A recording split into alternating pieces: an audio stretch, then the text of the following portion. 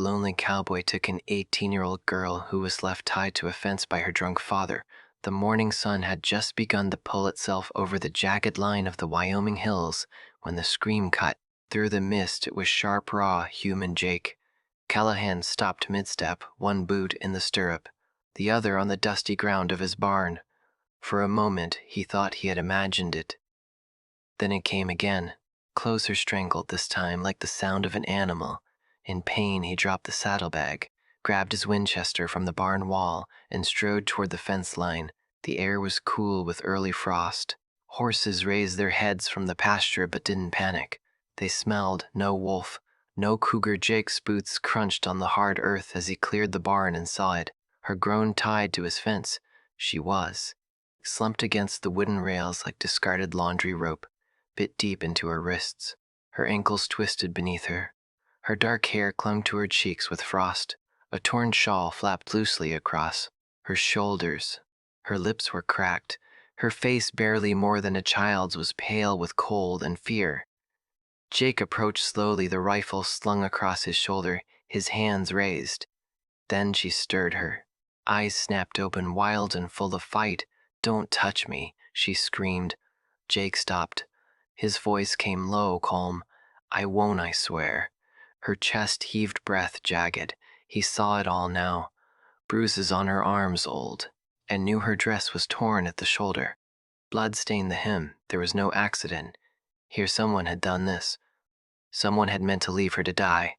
Jake moved again. Slow and careful, he pulled a small knife from his belt and crouched. "I'm Jake Callahan. I live here. I ain't going to hurt you." She stared at him, eyes like a cornered fox. Still, she didn't flinch when he cut the rope from her wrists, didn't speak when he moved her ankles. She watched him as if waiting for pain, but it never came. As the last cord fell away, her knees buckled. Jake caught her, not fully, just enough to ease her down, onto the straw-covered ground by the barn. He didn't lift her. He didn't carry her inside. Instead, he unbuttoned the worn flannel from his back, folded it, and slipped it beneath her head. Then he pulled the silver locket from around his neck, symbol old engraved with the word "Mother," and placed it in the crook of her cold palm, a gesture not of pity, of memory. Her lips parted, a whisper slipped out. "My father, he left me here, said I was done, like livestock." Jake's jaw clenched. He looked past her toward the road. No tracks, no wagon in sight, only silence. He exhaled slowly, then nodded. "You're not livestock," he said. "Not while I'm breath." Then he stood and walked to the barn. Returning with a blanket and a canteen, she drank hands, shaking her gaze, still fixed on him, like she hadn't decided if he was real. He didn't ask her name, not yet, and just knelt again, wrapped the blanket around her shoulders, and said quietly, "You'll rest here, for now, then we'll figure the rest out."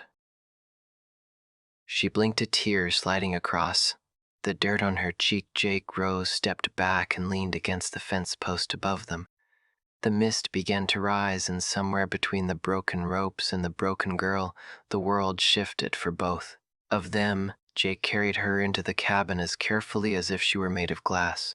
He said nothing, just wrapped her tighter in the wool blanket and nudged the door shut with his boot.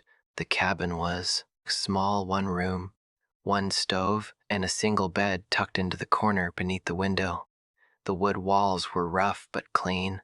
A fire smoldered in the hearth, casting long shadows across the floor. He set her gently into the rocker beside the stove, then crossed to the kitchen and began to move without words, striking a match, feeding kindling, setting the kettle on to boil. He added marrow bones and chopped carrots to the old iron pot, moving with the quiet routine of a man who had cooked for no one but himself for years. Emma said nothing. She watched, her fingers curled into the wool, still trembling. Her eyes darted across the room window door, the rifle on the mantel. Her body was rigid, like an animal ready to flee. And yet there was something else in her eyes. Not trust, not yet, but hunger. Not just for food, for safety, for proof. Jake worked without glancing back. He poured water, stirred the pot, sliced a loaf of bread, left over from yesterday. The smell of broth and onions began to fill the room, mixing with wood smoke and dust. and cold sweat. After a while, he knelt beside her again and offered a cup of water. She took it with both hands, drank carefully. Lips still cracked, he turned back to the stove. When the soup was ready, he ladled it into a tin bowl, broke the bread in half, and placed it all on the table. Then, as gently as he could, he brought the bowl to her and crouched beside the chair again. He held out the spoon. Emma took it. But instead of eating, she sniffed long, careful, like a dog checking for poison. Jake saw it. He didn't say a word, just stood slow and silent and walked to the window, his back to her now. Behind him, he heard the sound of the spoon tapping against the bowl. A pause, a swallow, then another, then the scrape of bread across ceramic. When he finally turned back around, the bowl was half empty. Her hands still shook, but her eyes no longer roamed. He knelt again, slower this time, more deliberate. Her voice was rough but steady. "Why did you help me?" He met her gaze, did not blink then. He reached for something behind the stove. A thin old book, its leather cover worn to the spine. He opened it, turned to a page in the middle, and slid something out, and it was a flower-pressed flat dry. He laid it on the table, a small stalk of purple aster. "My mother gave me this," he said, "the last day I saw her, before my father took me away." Emma's brow furrowed. Jake nodded slowly. "She hid it in my coat pocket, told me that when the world felt too cruel, I should look at it, remind myself that even ugly things grow beautiful." Sometimes he stared at the flower for a long moment, then met her eyes again. "I don't have much left. No family, no wife, no sons, just this land and this house. But when I saw you on that fence, I remembered the flower." Emma blinked and something in her expression cracked. "Not broken. Not yet." But softening, Jake leaned back. "You don't owe me anything," he said. "Not thanks, not trust. Just rest. You'll have time to decide what comes next." She looked down at the bowl, then at the flower. Her voice was barely a whisper. "It's still beautiful." He nodded. First concert here by the third morning. The town of Larks had already drawn its verdict. Jake Callahan, the solitary cowboy who spoke to no one, had taken in Earl Turner's girl, not out of mercy. They said not out of decency, but for reasons no man would speak aloud in front of his daughter. "Did you hear? Turner's girl, the one he left hog-tied on a fence. Callahan's keeping her like some wounded fox pup. She's trouble, that kind always is loose. Just like her mother." The whispers poured from the saloon, the general store, the church steps. Gossip in a small town didn't walk, it galloped. Jake knew it, and so did Emma. She heard it in the silence when they walked past windows, felt it in the stares that pressed into her back like needles. She hadn't been outside since Jake cut her down, but she could feel the weight of their judgment to the cabin walls that morning. She stood by the door in one of Jake's old shirts, tied at the waist with twine. She brushed her hair, cleaned her boots. Her chin was high, but her hands twisted nervously at her sides. "I want to go with you today," she said. Jake looked up from the saddle he was repairing. "You sure?" She nodded. "I'm tired of hiding." He said nothing, just reached for the spare hat on the wall, wide-brimmed, soft-banded, and set it gently on her head. They rode together into town side by side, but the silence around them deepened with every hoofbeat. Storefronts emptied. The blacksmith stopped mid-swing. A child was pulled away from the trough by a mother, too fast, too harsh. At the general store, Jake dismounted and tied the reins. Emma followed close behind her, head lowered just enough to see the stairs but not meet them. She was halfway up the wooden steps when it happened. A sharp voice cracked the silence. "Well, I'll be damned." An old woman in black, Mrs. Ellery, the widow, with a tongue sharper than her cane, stepped into their path. Her face twisted like sour fruit. "Bringing your filth to town now, are you?" Jake moved forward, blocking Emma slightly with his shoulder. "We're not looking for trouble. Too late." Mrs. Ellery hissed, "That girl should be rotting in a jail cell, not playing house with a lonely man in his guilt." Emma didn't speak, didn't move. Then came the final blow. Mrs. Ellery bent down, picked up a cloud of dry dirt from the road and hurled it. and shrill that struck Emma's boot Katui. The woman spat venom, curling the words, "Get out of here." Jake didn't yell, didn't draw. He just stepped closer, placed one hand gently on Emma's shoulder, turned her around, and led her back down the steps. Heads turned, whispers rose, but Jake didn't flinch. They rode out of town in silence back at the cabin. Jake went straight to the barn without a word. Emma stepped inside, closed the door, and stood in the dim light of the main room. The fire was cold. The floor creaked under her weight. She crossed to the side table, opened the drawer, and pulled out a small, cracked mirror, barely the size of her palm it had once belonged to. Jake's mother, long unused, she held it up to her face for the first time in days. She saw herself clearly. The bruises were yellowing, now the cut on her lip. Healing her hair, though clean, still bore the wildness of survival. Her eyes, brown wide and tired, stared back like someone she didn't know. Tears came fast, not from pain, but from the sharp, brutal realization that she didn't know who she was anymore, or if the girl in the glass was worth fighting for. The mirror slipped from her hand and hit the floor unbroken. But face down she dropped beside it, knees to her chest, and let the tears fall without shame. Outside, the wind moved gently through the wheat. Inside, a girl wept beside a reflection she could no longer recognize, but behind her on the table still lay the pressed aster flower Jake had given her the night before, unmoving, undamaged, waiting. The sky had turned a dull steel gray. By late afternoon, the kind of color that made a man watch the horizon without knowing why. Jake had just finished mending the last section of split-rail fence when he heard it hoof-beats. Not a casual trot, not a neighbor's visit. No, these were hard, deliberate, and uninvited. He didn't move from the post, didn't reach for his rifle. He waited. The three riders came into view, cresting the hill that bordered his land.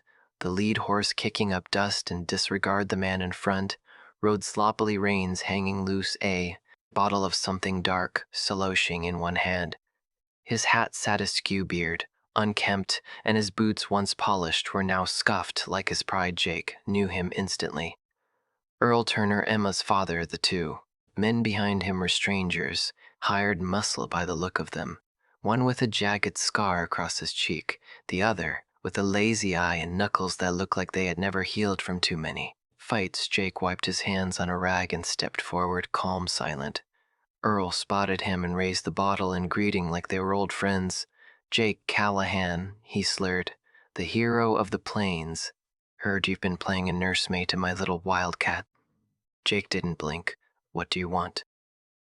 Earl, the other two riders spread out slightly, forming a lazy arc that wasn't quite hostile, but sure as hell wasn't friendly. Earl dismounted awkwardly, staggered a step, then steadied himself. "She's mine," he said.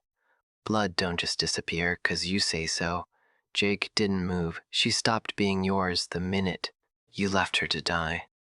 Earl's laugh was ugly, like rocks in a bucket. "She ain't worth what she cost me. Gambling debt. Food. Shane, that girl's been a weight around my neck since the day she was born." Jake's jaw tightened, but his voice remained even. "I'm not in the habit of raising what another man threw away." "You think I came for a reunion?" Earl snapped. "I came for closure. She's a stain on my name. You keeping her like some stray dog makes folks talk. I don't want her back. I want her gone." He took a step forward. Jake didn't move, didn't shout, didn't threaten. He just said very softly, "I don't feed mouths that bite, and I don't let cowards claim people like property." Earl's face reened, hand twitching toward his coat. "She's mine," he hissed. "I sired her, raised her. And if I want to end her story, that's between me and God. She isn't yours," Jake replied, still calm, but each word heavier than the last. "She doesn't belong to you. She never did." The wind picked up, rustling the branches of the old oak tree that stood beside the porch. Jake turned his head slightly toward it, then back to Earl. "If you think you still have a right," he said, low and steady, "then go ahead, step through that gate, come inside, and I'll bury you right under that oak." He didn't have to raise his voice, didn't need to. The scar-faced rider shifted uneasily in his saddle. The one with the lazy eyes spat in the dust, but didn't move. Earl stared at Jake for a long time, breathing hard, chest rising like a man trying to summon courage from an empty well. Then his eyes flicked to the porch, to the rifle leaning against the door frame, and to the open cabin window where a sliver of Emma's shadow was visible behind the curtain. Jake took one slow step forward. Earl took 2 steps back. He turned, stumbled to his horse, and climbed up with more effort than grace. "She ain't worth dying for, Callahan," he shouted. As he pulled his res, Jake didn't answer a nod, didn't even watch them leave. He just turned, walked to the porch, picked up the rifle and set it gently across his lap. As he sat down on the steps inside, Emma's breath trembled. Outside, the hoofbeat hats faded, and somewhere between the silence and the storm, 3 men rode away carrying the weight of something heavier than defeat. Shame the rain came in waves, pounding the old barn roof like fists on a door. Long ignored lightning lit up the sky in flashes, followed by thunder that rolled low and deep, like the echo of some buried grief. Inside, Jake and Emma sat near the fire, backs to the wall, the barn creaking gently around them. Emma clutched Jake's coat around her shoulders. It smelled of wood smoke, leather, and something older, loneliness maybe. Or a kind of quiet survival. Jake fed the fire with another piece of kindling, then leaned back, one arm resting across his knee. The storm outside could have drowned the world, but neither of them moved. They sat in silence, the kind that knows better than to rush a truth. Then Emma spoke, her voice thin but sharp. "I was 15. First time he tried to trade me, Jake didn't look over. He waited, he lost a card game. Said I could clear the debt, the other man. He looked me over like stock at auction, said I'd do for the season, but he changed his mind, said I was too skinny, damaged goods." She pulled her knees up, arms tight around them. "Earl beat me after. Said I'd embarrassed him, that I was a curse. Said even death wouldn't take me, because the devil had no use for what no man wanted." Jake removed his hat, set it beside him. "He told me I was why my mama died, why the house was always cold, why he drank." Jake still didn't speak, just unbuttoned his shirt and turned slightly toward the firelight across his back. Old scars gleamed pale and brutal. Emma's breath caught. "Who did that?" "My father," Jake said quietly. He believed obedience was the price of love. "I didn't." He let the silence sit for a moment, then reached into his vest and pulled out a small, worn silver locket. "She gave me this the day she died," he said. "Told me it wasn't worth much, but if I ever found someone who needed something to hold on to, maybe it would be enough." He placed it in her hand. Emma stared at it, then closed her fingers around the metal. "I'm not worth saving," she whispered. "I'm not clean, not right." Jake's eyes met hers. "You're not broken." He said. "You're alive. That means you still get to choose what comes next." Tears welled in her eyes. "I don't think I deserve this," she said. "Not this fire, not this coat, not you." Jake leaned just a little closer. Not enough to trap her, just enough to hold the space. "No one is born deserving, Emma. We earn it by how we live, by what we give back. You don't need to be new. You just need to be honest and brave." Her tears slipped free, quiet, real, and when her head touched his shoulder, he didn't speak, didn't move. He just stayed steady as the fire, as the storm raged on. Outside, inside, something softer began to grow. Not love, not yet, but the roots had taken hold.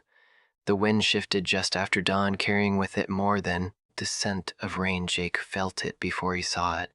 An unease that settled in the bones, made the birds fall silent, and the dogs paced near the door. He stood on the porch, eyes fixed on the horizon, and then he saw them, dust rising, 5 riders dressed in long coats, the color of dried blood, rifles, lung-low hats pulled tight against the light. They moved in a slow arc like wolves testing the fence line of a herd. Jake counted their shadows, 5 men, but only one mattered, the one in the center.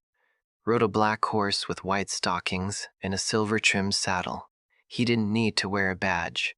Everyone in the Wyoming Territory knew the name Marcus Devlin. Jake didn't wait for a knock. He turned on his heel and bolted into the house. "Emma," he said, voice tight but calm, "it's time."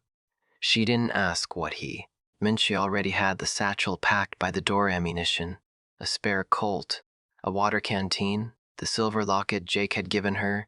Jake shoved the table in front of the door, locked the windows, and moved to the crawl space behind the hearth he'd built it years ago, never knowing why. Now he did. They slipped out the back boots, muffled in dirt breath. Quick, and Jake led Emma through the brush toward the old barn. The sky was low and gray, the sun a dull smear behind it. Thunder rumbled somewhere far off inside the barn. Jake hoisted her up into the loft and handed her his Winchester. 2 shots at a time, he said. Then reload. Aim for the legs, not the chest. You'll slow him down that way. Emma swallowed hard. You'll know when. He gave her one last look, then vanished into the stalls. Below, moments later, the gunfire started. It came in a burst. Wild, erratic, a warning. Devlin's men wanted compliance, not carnage, but Jake knew their kind. If they got inside, they'd burn everything to the ground just to send a message. He picked them off from the barn rafters, silent and exact. One went down with a cry, grabbing his knee. Another spun backward into the dirt, cursing. The others scrambled, confused. Then one got close, too close. He kicked open the side door of the barn, rifle raised, and swept the shadows with his barrel. Jake crouched low behind a stack of hay bales. Breath stilled the man. Moved past careless, cocky. Jake lunged. They hit the ground hard. Jake's shoulders slammed into the boards, his fist catching the man's jaw just before the rifle fired wide. But the other man was bigger.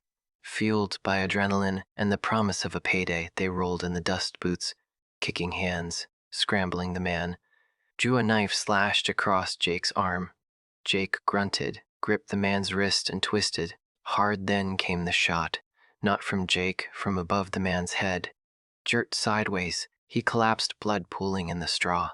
Jake looked up. She was still holding the rifle, shaking like a leaf in a storm. He didn't call out to her. Didn't need to, just nodded. She nodded back. Jake staggered to his feet, pressing a hand to the cut on his arm. Outside, the remaining men shouted for retreat, but Devin didn't move. He sat still on his horse, watching the barn like a man sizing up a building he intended to own. Then he dismounted, slow and deliberate, and walked to the fence line. Jake stepped out to meet him. They stood 10 paces apart. No weapons drawn, just 2 men with too much to lose. She's mine. Devlin said flatly, collateral. I don't care where she's run or what she's told you, she belongs to me. Jake didn't blink. You trade cattle, land contracts, not people. She's not people. Davin sneered. She's my property. And when someone steals from me, there's a price. Jake's voice dropped. Then send your bill. But if you or your men come near this land again, I'll make sure the only thing you own is a plot 6 feet deep. Devlin's smile was small, cold. I respect a man with conviction. Jake, it's rare, foolish, but rare. He turned, mounted his horse, and raised his voice loud enough for Emma to hear. This isn't over. The girl is mine, and one day I'll come collect. Then he rode off into the morning light, his men limping behind him, the dust from their horses already starting to settle. Jake stood alone in the silence, blood running down his sleeve behind him. Emma stepped out of the barn. She looked at the body, at the gun still clutched in her hand. And I didn't mean to kill him, she said. Jake walked over, placed a hand on her shoulder. You didn't. He said you meant to live.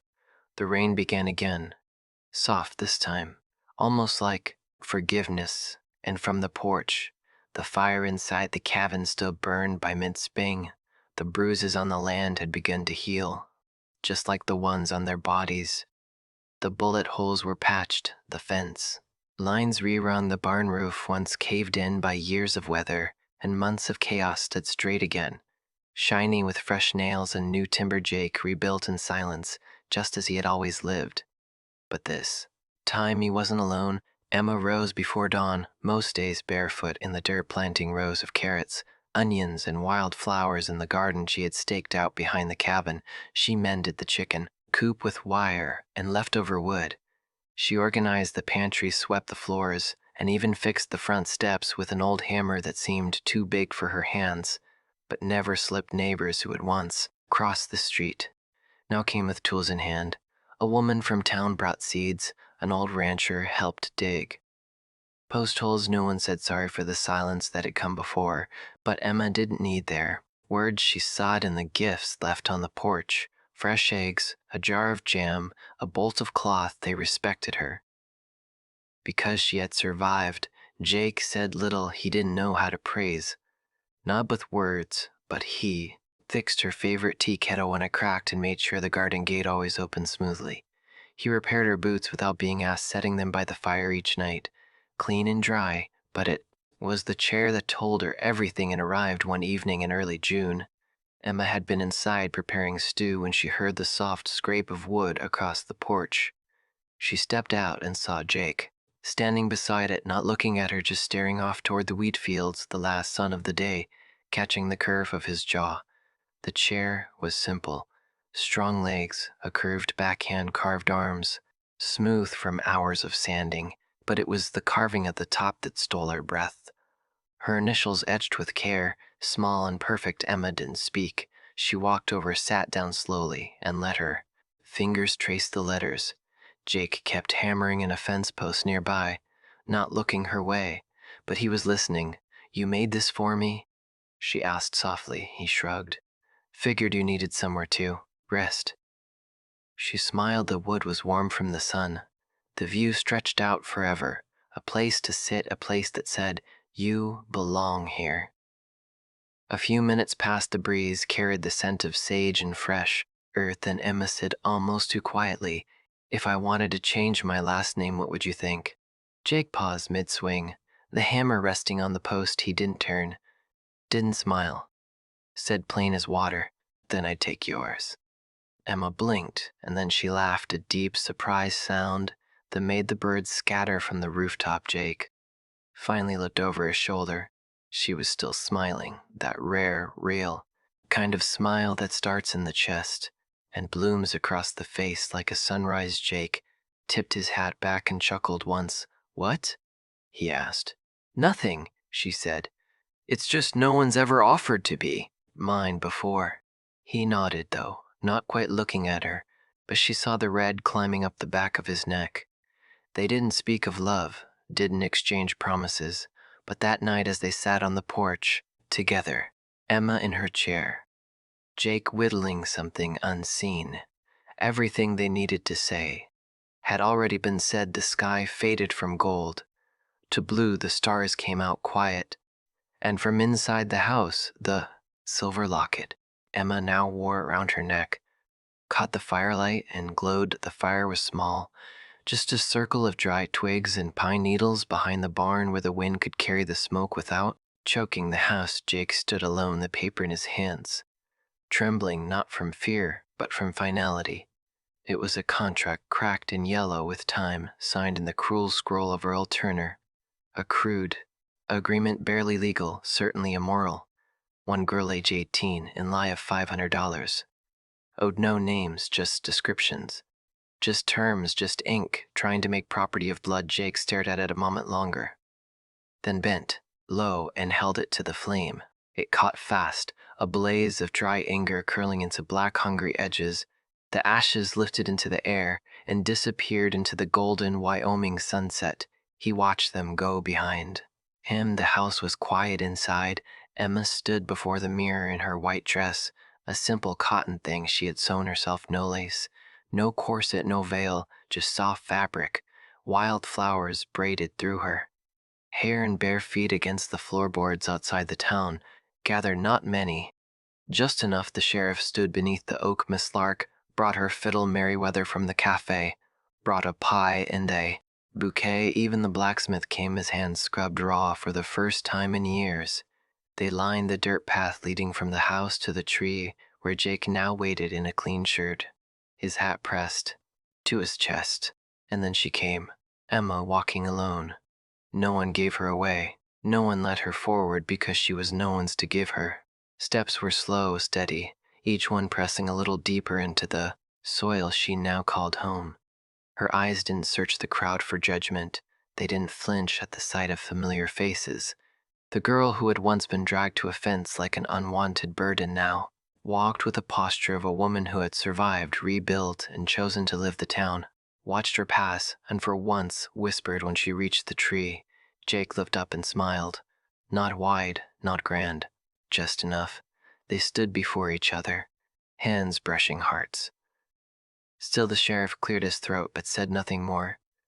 Jake reached into his pocket and pulled out a ring, silver-shaped from a horseshoe nail polished until it shone. He slipped it onto her finger. Eyes locked with hers.